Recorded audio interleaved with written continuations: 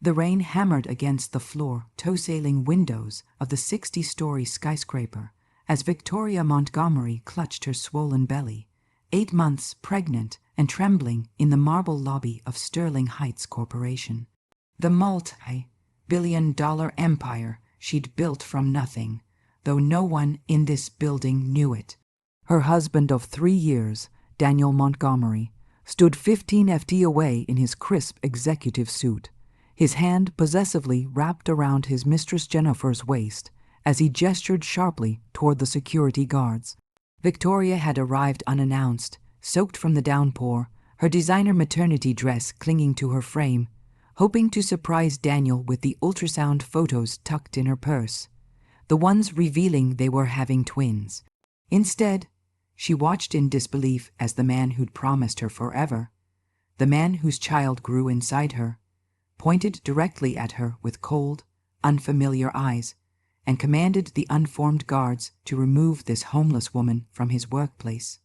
Jennifer's crimson lips curved into a cruel smile as she whispered something in Daniel's ear, and he nodded with such casual cruelty that Victoria's breath caught in her throat.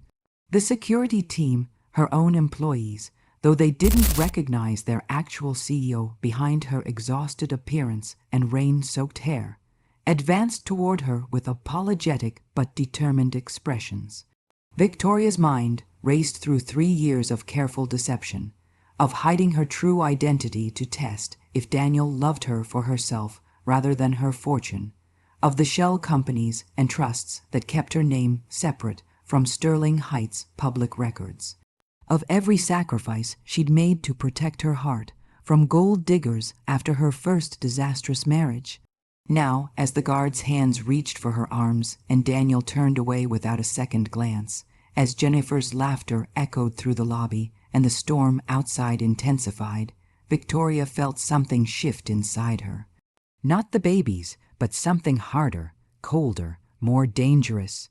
The woman who'd given up everything to play the role of a simple housewife was about to remind her husband exactly who owned every inch of the building he worked in, who signed his paychecks, who controlled his future with a single phone call. But how completely would his world shatter when he discovered the pregnant wife he'd just thrown into the rain controlled the very empire he'd been climbing for years. What would break first, his career, his relationship with his mistress, or the fragile delusion that he'd ever held any power in this marriage? And when Victoria revealed the truth, would her revenge be swift and public, or would she dismantle his life piece by calculated piece? The lightning split the sky the moment Victoria's shoulder hit the revolving door, and the thunder that followed seemed to shake the very foundations of Sterling Heights Corporation, but not as much as the revelation that was about to shake Daniel Montgomery's world. 3 years earlier, the beginning of everything Victoria Chen had been different back then. Victoria Sterling Chen, if anyone had bothered to check the corporate records, buried under 7 layers of holding companies and offshore trusts. At 28, she'd already built a real estate empire that would make most moguls weep with envy, but the loneliness had become suffocating. Her first husband, Gregory, had married her for the sterling fortune. She'd discovered him in bed with his personal trainer just 6 months after the wedding, already planning how to maximize his divorce settlement. The betrayal had taught her a lesson she'd sworn never to forget. Hide the money, test the heart.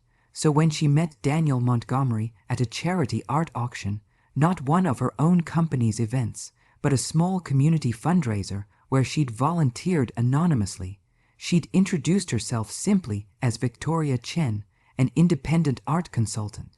Daniel had been charming, attentive, seemingly unimpressed by wealth. He worked in commercial real estate, he'd explained, climbing the corporate ladder at a large firm.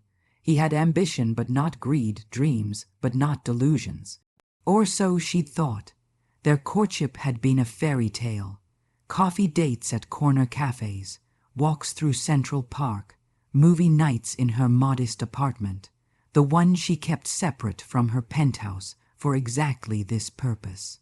Daniel had proposed after 18 months with his grandmother's ring, not some ostentatious diamond, but a simple gold band with a small sapphire. Victoria had cried real tears, believing she'd finally found genuine love. They married in a small ceremony. Victoria wore off, white instead of pristine white.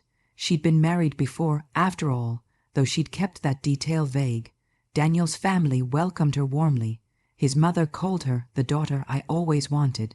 His father appreciated her down-to-earth sensibility. The irony was exquisite. 2 months after the wedding, Victoria had done something either brilliantly strategic or catastrophically stupid.